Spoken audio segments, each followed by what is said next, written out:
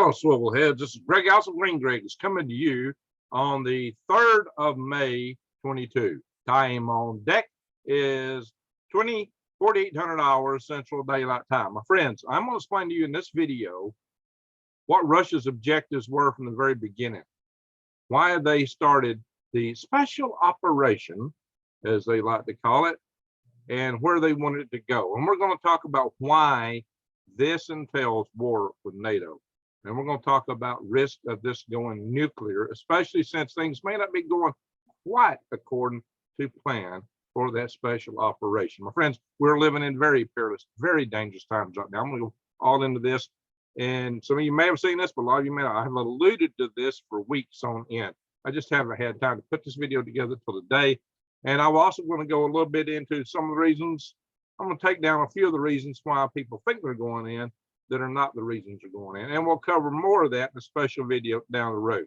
Okay, my friends, buckle up because we're about to get all into this. But before you do, I'm going to ask you to please subscribe to my channel, bang the update notification bell, and click all, because I'll be bringing you more videos about things like this, things that you need to be aware of. Keep eyes wide open and head on a swivel so you can know what's coming at us. And please share these videos with your friends and family so more people will prep. The more people that prep, the less people that'll be around coming to eat you when all it hits the fan, if you know what I mean.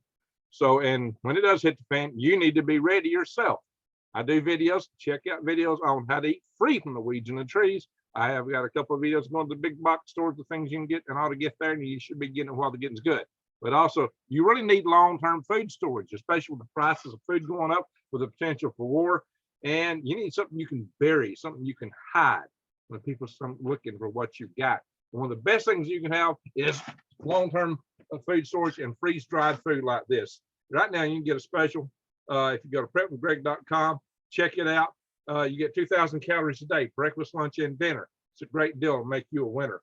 And you can bury this stuff. You can hide it. And you can also carry it in your backpack. These small packs, that right there is 2 servings, my friends. Actually, it's 4 servings, excuse me. 4 servings. And it fits in this nice pouch. You can throw in your backpack in like a big old can. But these are easier to carry than a lot of the competitors' versions because the buckets are sized appropriately. Your kids can carry them. You can throw them in your boat, your car, your whatever, or in your backpack for the pouches themselves. But they're easy to bury.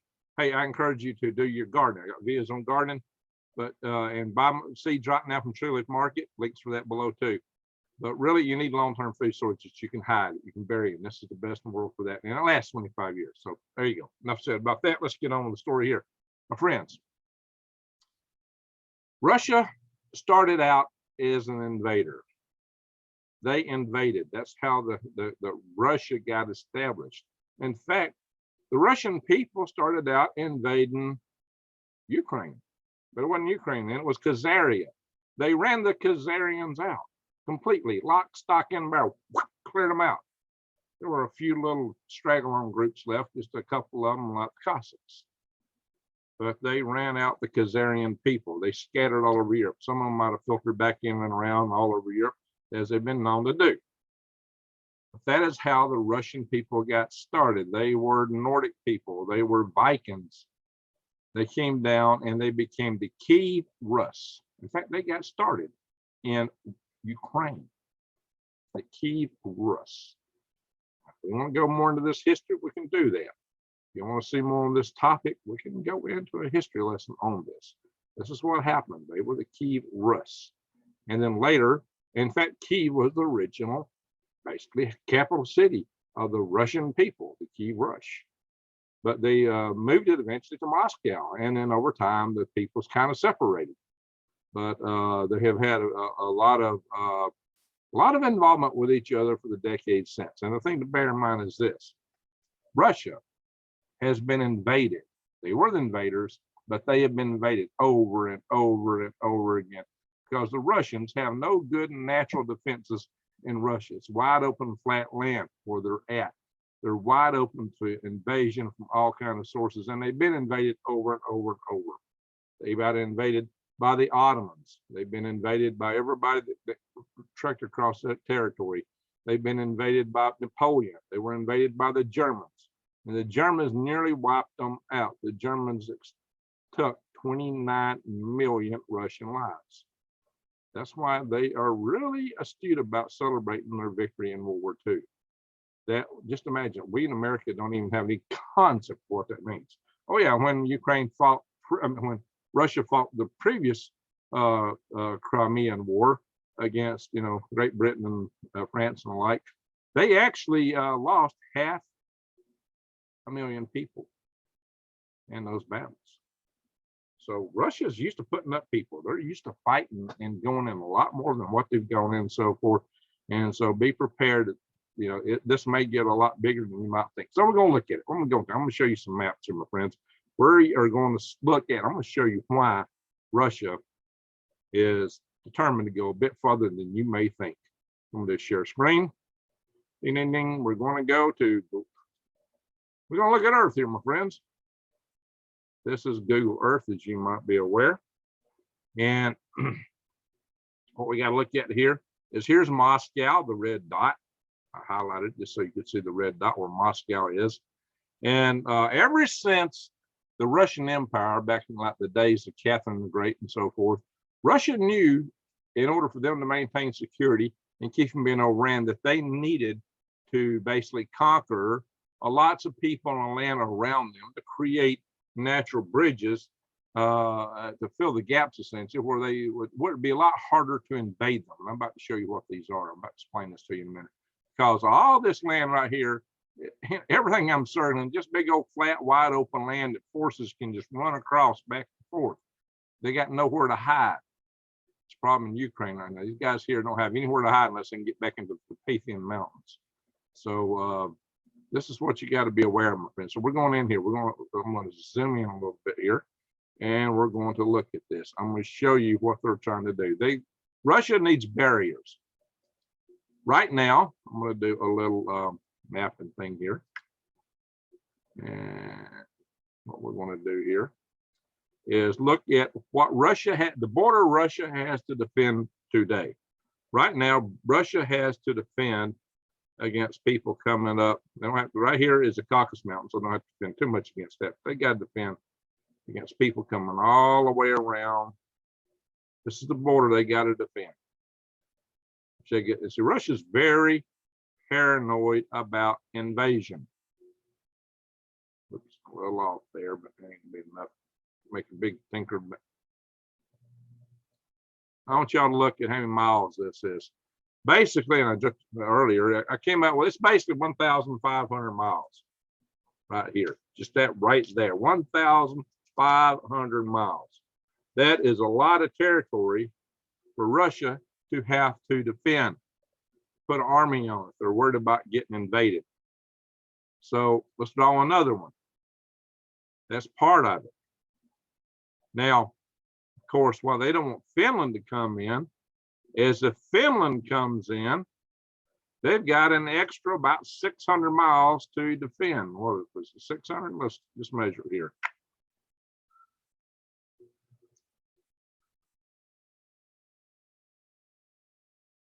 Bing, okay, 700 miles, excuse me. They got all this area also to defend. That's why they don't want to see Finland or Sweden in NATO, especially Finland. If Sweden's in NATO, that means the Baltic Sea here is more at risk. And this means they got a huge NATO country here on the other side of the Baltic Sea that Russia don't have to want to deal with because they like to operate in and out of the Baltic Sea. And then Russia has another problem. Let's stop this one. This is Russia right here, Kaliningrad. Used to be part of Poland, but somehow Russia got it. They snagged it. They ran the people off that was there, the Polish people, and they claimed this is Kaliningrad. It's actually Russian. It is separate from Russia, like Alaska is separate from the United States. However, Canada is a lot friendlier to us than, say, some of the Baltic republics here, especially Lithuania. The Lithuanians, Latvians, and Estonians just hate Russia with a passion. I mean, a burning, obsessive, kind of a passion. I've got some Estonian friends, and oh my gosh, woo, boy, they're cooking. They don't just dislike them. No, they're way beyond that. It is how they feel about Russia is off the charts. Why? Because Russia's conquered them, because Russia is worried about where they can get invaded from. So let's look at what's the natural defenses for Russia in Europe. It's these Carpathian Mountains here. This is one natural barrier. If Russia don't have to worry about the Carpathian Mountains, then they got so many gaps. They got maybe coastal approaches around the Caucasus Mountains, something coming out of the Black Sea up Crimea. Well, that's fun. They got Crimea, by the way, and have a big naval presence here. And this gap right here, they worry about getting invaded right here south of the Carpathian Mountains, and they worry about getting invaded through Poland.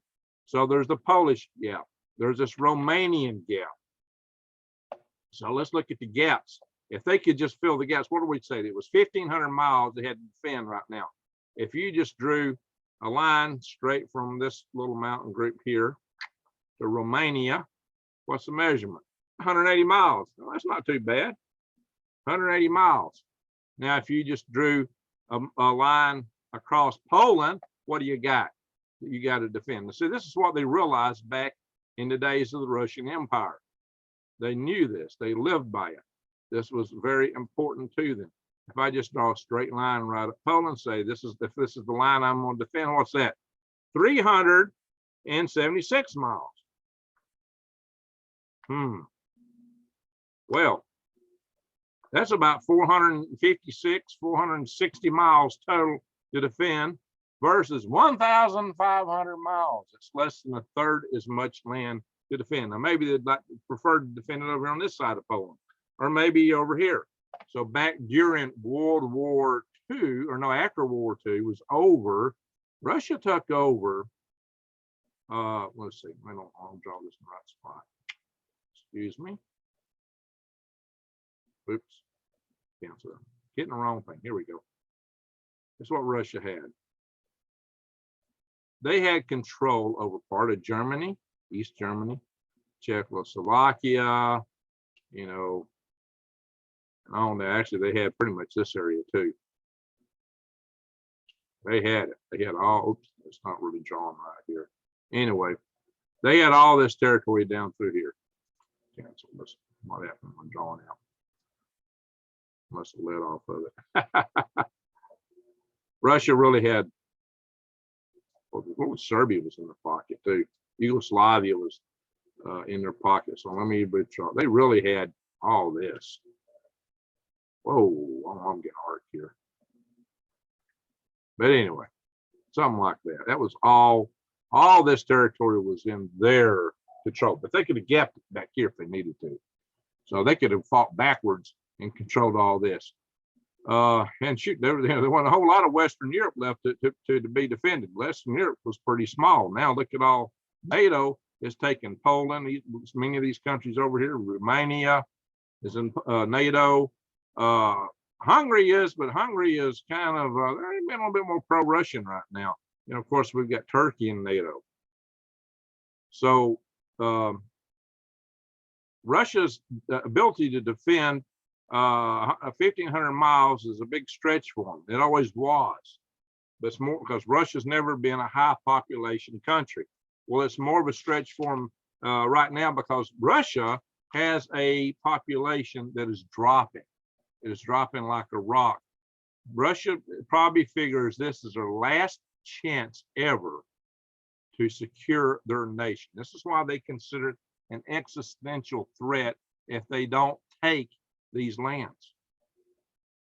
This is what they've been warning us about. This is why they've been griping and grousing about NATO encroachment upon them. This is what Putin has been talking about for 2 decades now.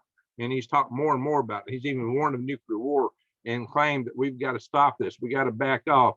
That it's going to cause something to happen. And he got saying that he believed that the United States and Russia would go to war over this. That he was pretty convinced of that. He said this. He said it many times. And so he's trying to carve out a strategy for Russia to win a nuclear war. And even Putin has said that Russia can fight and win a nuclear war. That's a scary thing. And now they're talking about nuclear. So he's apparently thrown out mutually assured destruction as a philosophy. That is scary. That and the way he's brandished the nuclear arms and shook the sabers is scary. But so this is what Russia really, really wants. They want all of Ukraine. They want Moldova. They want, how would they go about it? Belarus is in their pocket. Who's scared? Romania's scared. Poland's scared. They understand what Russia's going after. They fully know what Russia wants. That's why these two countries are so worried. And they have been under their sphere before, and they don't like it. They didn't like, what's the capital of Poland? Warsaw. What was the name of the alliance that countered NATO back in the day? The Warsaw Pact. You know, they named it after Warsaw, Poland, but Poland don't want no part of it. They want no part of it. The Baltic nations up here don't want any part of it, but Russia does. And Russia thinks it's their right just to subjugate anybody to get what they want. I disagree with that. I don't believe anyone has a right to subjugate another person at all, ever. Okay? I do not believe in that. I've talked about that many times. I believe in freedom, but this is where they're at. Russia believes this is a matter for their survival because they've been invaded so many times. They just see themselves getting invaded. Somehow they're not paying attention to Europe. These old boys in Europe here, they won't even defend themselves. So I got a whole issue with NATO to start with. And it's the fact that America, you know, just as right now, the United States seems to be willing to fight Russia to the last Ukrainian, something the Canadian prepper likes to say a lot. And I don't think he coined that. I believe probably came from my buddy, Dr. Pry, but maybe it didn't. But in any event, it's apparent that America is happy to fight Russia to the last Ukrainian. But likewise, Europe has always been very, NATO, happy to fight Russia to the last American. So when we're putting, you know, like 140,000 troops into Poland, how come 100,000 of them are American? How come we put up the bulk of the budget for NATO for years and years and years? Now, back when I was in the Army at Fort Bragg in 1980, like 79, 80, 81, I was starting to get a picture of this, thinking, okay, I understand Russia being a threat, and you know, Russia claimed they wanted to conquer the world, and you know, they were the big bad bear. But you know, at the same time, we'll come back in here. I'll show this again. So at the same time, you know, I had to look and go, well, we're putting up the money, we're putting up the troops, we're putting up the equipment to defend these Europeans, and what are they doing in return? They're not matching. In fact, they're not spending near as much money on defense, and they're taking the extra money and they're using that to compete against us economically with Volkswagens and Audis and Porsches or whatever they were building and selling over here. They were competing in an economy where they didn't have to invest so much in defending themselves because we were defending them for them. I didn't like that. I didn't like that a little bit. Never did. And you know, so you know, later on when Trump starts talking about, oh, bad Trump. Oh, no. I don't buy that at all. So you know what, guys, it didn't really buzz me. And today it's still the same way. What interest do we really have in Europe? Is what I got to ask. You know, I've asked. I've had I've had David Pyne on my channel here talking about Ukraine. The United States don't have an existential interest in Ukraine. So why are we willing to risk nuclear war over Ukraine? Well, I'm going to back up and say, well, why in the heck are we willing to? Why are we even in NATO? That's the first question I asked when the wall fell. So, okay, the Warsaw Pact ceased to exist. Why is there still a NATO? Because government organizations and bureaucracies don't want to ever shut down usually. Yeah, in Warsaw, they couldn't hold it together because nobody's in the Warsaw Pact wanted to be in there except maybe Belarus and Russia. Now, everybody wanted out. They wanted to get away from the mama bear. They don't want no part of it. They had enough of that. Now mama bear trying to come back and eat them again. So the people in Warsaw Pact wanted out, but NATO just kind of hung together. They just couldn't get over existing. And maybe that's part of what goaded Russia today. And NATO kept expanding, in fact. Why was NATO expanding against Russia? I don't know. Now, maybe you can say now NATO looks justified. Yeah, okay. But why are we in it? What existential value do we get from Europe and America? We don't trade that much with them. Not really. There's nothing really. We need them. Not like Taiwan, which is the chip maker of the world, which is occupies one of the key points in the first island chain that if China took it, they could then attack a U.S. territory of Guam and many other areas and destroy shipping lane and the world's biggest shipping lanes that exist and threaten our allies in South Korea and Japan. Oh my gosh, if they took Taiwan, Taiwan is very much an interest in the United States. There's nothing in Europe, not continental Europe, that rises to that occasion for American interest. Now, I'm not saying that we should just, abandon them. I got a lot of good friends in Europe. I like Europe, but I don't think Russia would run over Europe today. I don't think they could, unless they went nuclear. Not all Europe. I got a lot of good friends. Now, Britain is a different matter. I mean, if you think about the wars that the United States has been involved in, and I think most of them we had no business in. But who's had our back? England, Canada, Australia. Oh yeah, man, we got a new treaty. U.S., England, AUKUS. Australia, U.S. or U.K. Yeah, U.S. AUKUS. That's what it stands for. And that treaty is primarily aimed toward protecting Australia and our interest in the South China Sea area. I assume Japan and others will get more involved in that. India maybe, Philippines possibly. That's a partnership that I expect to grow in that area. But these are the people that's had our backs, and that's where we trade today. What is there in Europe that why? Okay, I'm beat on that enough. Just asking a question. Just asking a question here. We're on the verge of perhaps nuclear war, World War III. Over what? But we're in there. We're out. In fact, see, one of the things that bothers me is we're not getting any help from the Secretary of Defense. Yeah, Lloyd Austin. He's not helping us at all. Lloyd Austin said the ultimate American objective is to weaken the Russian state. That's dangerous language, because that's exactly what Russia's saying we're up to about. That's why they see themselves as at war with the United States.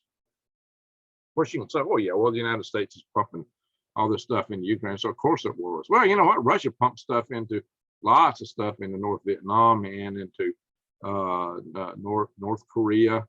And of course, we pumped stuff into Afghanistan with the Mujahideen, like the Stinger missiles, just like we're sending to Ukraine today to free them from the Ruskies. So we've both been here. We both did this tit for tat game, and it wasn't considered to be something for war that would put us into a World War III position. But this time it's different. And the difference is that those places weren't considered an existential requirement for the existence of Russia or the United States.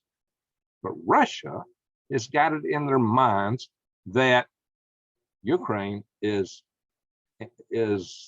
required. They can't survive without putting up or filling the gaps, basically, or just having a small area. Let's go back and do the share again. Let's go back here to Google Earth. See, Russia don't believe they can defend this border. I don't believe they got to. Why? Because like I said, the Europeans won't even defend themselves. They're willing to fight the Ruskies to the last American. But what are they going to do? Today, they're so happy they're fat and lazy and making money. That's all they want to do. And that's the way people really ought to be. I don't blame them, but holy smoke. They should at least, bring up their side of it. Now, some of them are, and France is getting pretty pointy with the Russians. So is United Kingdom. Now, you may think that Moscow is in the right. So I'm not going to go into that tonight, except I will shoot down a couple of the theories that's been put out there tonight, and maybe we got a little more time. But guys, what it boils down to is this: it's that Russia wants to narrow the area they've got to defend. They want to take it down from 1,500 miles to 600 miles. They think they got to do it to survive. For that reason, they've had it in their mind to invade the Baltic nations and probably Poland, maybe parts of, if not all of Romania, definitely Moldova. We have seen a Russian general and also President Lukashenko in Belarus accidentally leak plans for taking Moldova. and this Transnistria area around here, which is pro-Russian on the border of Moldova. They've already had some explosions there, which look like maybe false flag events, to be a prelude to Russia moving in here and taking that area, or at least making a land bridge to it, and eventually taking Moldova. So why is this going to play? What's Russia want to do? I'm expecting, if they don't get creamed here in Ukraine, that Russia is going to want to build this land bridge. And people talked about this now. So they're kind of dominant in this area right here, right now. They haven't totally taken it over because there's still the holdouts in Mariupol. But they want to take Odessa. If they can take Odessa, and I said if they can take Odessa, then they could perhaps dominate all the south of Ukraine and get in here to Transnistria and then go right into Moldova. I mean, look, they want to go to the Carpathian Mountains. They may not take that at first. You know, they'll have like they had some reason to go in here. They had to do helping their people here. And then they're going to claim they want a land bridge, maybe through Belarus. That's their good friend, to Kaliningrad up here. That will probably be their next move if they don't go into Romania. So what I'm expecting is they'll either go through Poland or most likely Lithuania to build a land bridge, at least initially, with Kaliningrad. But what's that going to do? It's going to cut off the Baltic republics here. Now, the problem with the Baltic republics are they're very difficult to defend and easy to storm. Now, Ukraine, for all it's worth, and everybody says, well, look, you know, how much trouble Russia's having in Ukraine. Ukraine's got 2,000 tanks. You might say, well, Russia's got 20,000. Really? I don't think so. I don't think they got anywhere close to 20,000. I've seen some people go through, and yeah, that's what they counted. They used to have 20,000. Most of those tanks are rusted and falling apart in junkyards. Well, they got this really operational on them, maybe 3,000 is what they probably had at the beginning of the war, and 1,000 of them been taken out. I think Ukraine and Russia are at parity with tanks. Russia probably has another 3,000 tanks if they could repair that so-called 20,000, if they got the time and money to repair them. Russia and Ukraine are almost at tank parity.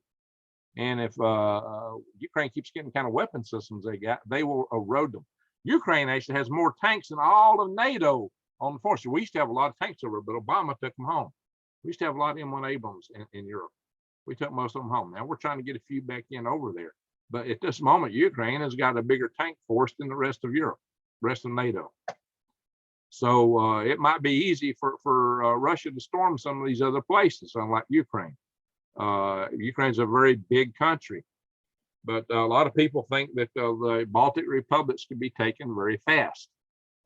So that would probably be the next thing. They're very hard to defend from here, unless, of course, Sweden becomes a NATO nation. Then just come maybe straight across and might make it easier. And that's another reason that Russia don't want to see Finland or Sweden become NATO nations. Of course, they also now have a whole new border area to be concerned with. Adds considerably to the border area they got to worry about now. So let's look at this, guys. Let's come back in here and think about it. What's next? If Russia can't pull it off, I'm saying that they'll go into Moldova. They'll eventually they'll build this land bridge and so-called free this area. And they'll find some excuse to go into Moldova. They'll find an excuse to build a land bridge, maybe take out Lithuania, part of it, and then they'll probably just storm this whole system up here. Then what? Then what? Look out Poland. Look out Romania. These are the two next nations that are most likely to get hit. These aren't NATO nations. Bear in mind, there's a lot of potential for, look, Russia has been threatening the United Kingdom. They've been putting out videos of basically setting off a Tsar bomb out here, the nuclear torpedo. I've talked about that many times before. It's 6,666, repeating 6 times more powerful than Hiroshima bomb. Way more powerful than Hiroshima bomb. They claim that it was set up a tsunami like 500 meters high. What's that, like 1,640 feet or something like that? That would be radioactive, and they want to cobalt salt this thing to make it even more radioactive, almost like a Doomsday bomb that set off underwater. It would destroy the United Kingdom, but it would also take out Ireland. Collateral damage, huh? But what do the Russians care? This is something they're showing on TV. Is a great idea. you know, they're talking about their Sarmat Satan II missile, what all it could hit in Britain and France and the United States. So the Russians are rattling the saber like nobody's ever rattled their sabers like this in a nuclear age before. It shows that mutually assured destruction is out the window, and that's a scary, frightening place for us to be. When the head of the country with the most nukes says he can win a nuclear war, now we claim we don't believe that, but if you listen to my Dr. Peter Pry video, you'll see why. They may actually, if they strike first, they could actually pull it off.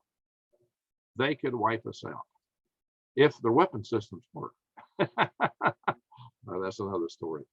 All right, so my friends, the problem is this: Russia's objectives have bogged down. Okay, I'm going to shoot down some of these other why nots, but I'm not going to do it tonight because this is going on. Russia's systems are bogging down here in Ukraine. They're having issues, but they consider this to be an existential matter to the survival of Russia.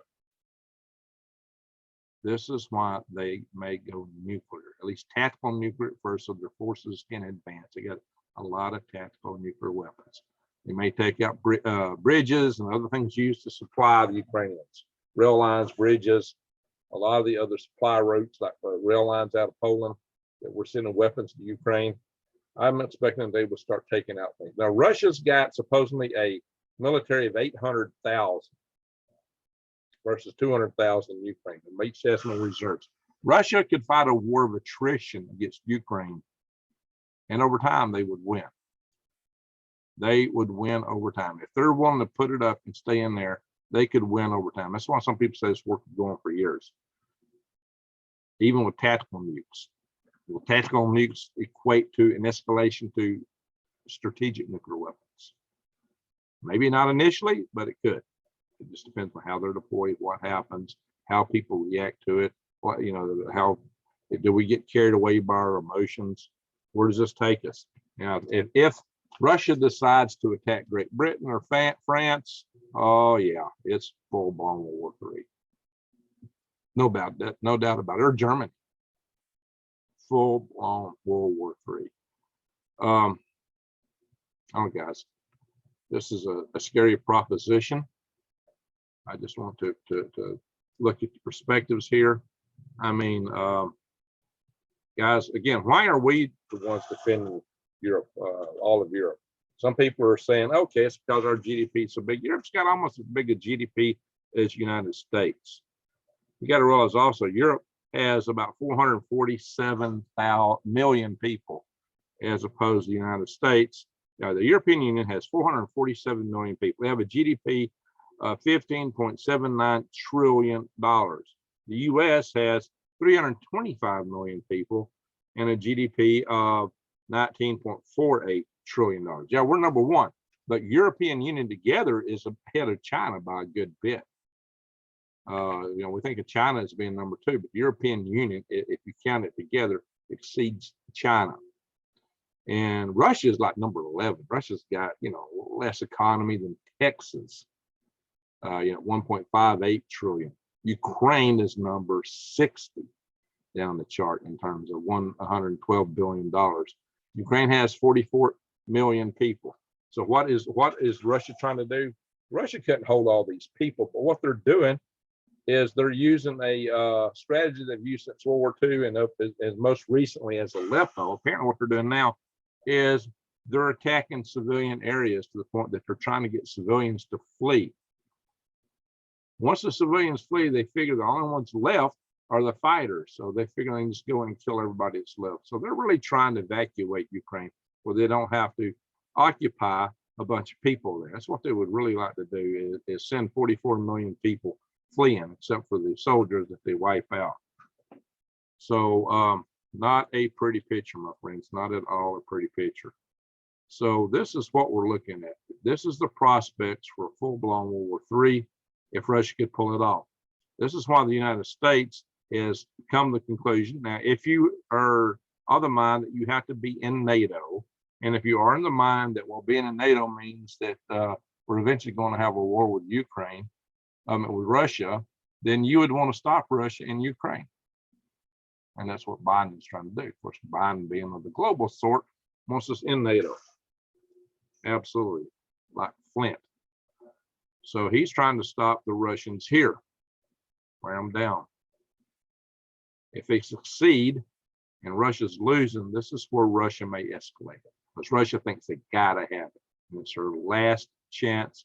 It's their last chance to survive. I think Russians are wrong. Europeans ain't going to invade Russia.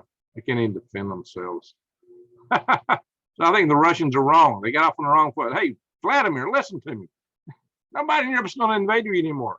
You know, they remember what happened to Napoleon's troops. They remember what happened to German troops. It destroyed them. Yeah, they did a lot of damage to you, but you wiped them out. And these guys are all fat, dumb, and happy. They're over here happy to munch on their croissants and whatever else. They might rattle a saber and want to look tough, but hey, guys, Russia, man, you ain't got nothing to worry about. You know, but you're convinced of that, and for that reason, you're willing to incinerate the planet. Forget it, guys. Forget it. It ain't happening. Ain't nobody gonna be invading you from this side of the world now. What you got to worry about is the same country we got to worry. It's called China, down here. This is your threat. We ought to be together, focused against China, not fighting each other. Well, the Chinese are laughing at us right now. So, and why is the United States involved in this at all? I really got to ask that. Why? You tell me. Maybe you got a better reason than I do. Hey, we got a lot of friends over here. Sure, we don't want to see this world overrun, but even if Russia wins, I believe they really want to stop at the Carpathian Mountains and maybe take somewhere here in Poland and Romania. Do I think they should have Poland, Romania, and Moldova and Ukraine and the Baltic nations? No, I don't think they got the right to possess anyone. But it's, you know, but why is it America's job to defend these places? How come Europe isn't doing this job? That's my point. Why is it Europe taking care of their own business? Why does the United States got to be in this? How we descended from them? So what? It's been hundreds of years ago. My family got no memory of anything. I used to think it was weird when I was a kid watching shows on TV from people up north talking about the old country. What's the old country? We got no concept for that in my part of the country. And maybe that's a problem. Maybe it's all the northerners who are 1 or 2 generations away. You get too much emotional investment in Europe. Yikes. Maybe that's the problem. A lot of emotional investment over here. Well, you know what? And you ought to tell your buddies back over on this side to take care of themselves. But we're in here, and I don't think we're getting now. Here's the thing, especially the administration we got in power today, the next couple of years, we're in, 2 or 3 years, we're in NATO. We're not coming out. And Russia is planning to advance, and this is why we are facing World War III. Moscow considers NATO a threat, and they believe they've got to fill these gaps. And my friends, it's not pretty. All right, I'm going to stop the share. What I really think, I just told you why Russia really wants to invade. Now we're going to talk about in another video all these things y'all thrown at me and you tell me why they're doing it. I'm going to knock them down. Tell you it's propaganda, and I'll tell you why. We'll go through it. This is why Russia is really in there. Everything else is trying to popularize your cause. It's survival for them. They really believe this their survival. They've been invaded so many times. They got this in their psyche. A lot of Russian people believe this. Not all of them. I tell you, there's good and bad people in every oblast, city, county, share. But most of the Russians are leaning in this direction. But then they've been, state-controlled media. It's been talking to them. That's all they hear for the most part. They've been hypnotized by it. It's a shame because they could survive. Nobody's going to invade them if they don't believe that. But what has happened is because of the invasion they made, chances are they are going to collapse. And if we don't have War III, then we got to look at a failed state of Russia collapsing into all kind of republics with 6,000 nukes available, and they're all up for grabs. Who gets them? What happens? China's going to be trying to grab them. That may be the biggest problem we've ever seen if we don't go to war with Russia. It's nuclear war. It's what happens then if Russia collapses. Wow. See, we don't want Russia to collapse. It would be horrible from that standpoint. Look at Libya. Look at Muammar go. It's a mess. Look at Iraq today. Let Saddam Hussein go. It's a mess. That's what happens when countries collapse. They turn into a quagmire, a mess. This is not what we want, especially with 6,000 nukes on the list. And we got some problems, my friends. All right, I've said enough for tonight. I'm concerned. I'm really concerned. I know we're in NATO. We're going to keep pumping that stuff in. Russia feels offended. They feel like they're at war with us. They're saying that now. We're basically saying the reciprocal thing. We're fighting through Ukraine. We're fighting Russia to the last Ukrainian. Nate, Canadian prepper, has been saying a lot lately. And the Europeans are happy to fight Russia too, to the last American. Wow. Wow. So, not pretty. Not pretty. What can you do? Write your congressman, ask them, why are we there? Go to freedomrestorationfoundation.org. It tells you how to contact all your Congress critters. Just ask them, why are we there? I'll come up with some gobbledygook answer, but they start hearing this enough and they might start scratching their heads. Some people are already asking it. We just had a previous president really ask about the value proposition of NATO. Now, maybe NATO will come up and show us they got a value proposition that makes sense to the United States. Maybe we should be there. I'm not saying we shouldn't. I'm just asking why. Why do we need to risk the incineration of our beloved homeland here or that land over there? What is it buying us?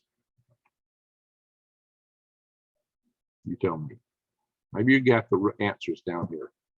Tell me in the chat. I want to know. But moreover, call your congressman. You tell them what you think. Either way, whatever you think, call them. Go to freedomrestorationfoundation.org.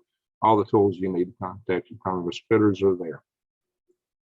My friends, I'm really concerned that Russia is bogging down, and I'm concerned that they will escalate. They're rattling that saber. Their news media talks it more and more and more and more. The news media state-owned, state-run. A lot of officials are talking this stuff more and more and more. It's not pretty. Get ready, prepare, pray, get right with your maker. Tell your friends and family you love them, and pray this don't ever come to pass. I didn't say we're going to get nuked by Russia, but we might. We just might. Nuclear war is now thinkable. Check out my playlist on my channel on nuclear war, nuclear survival. Several videos. You need to watch those. With that, I'm safe. I'm done for tonight. Thank you, and good night.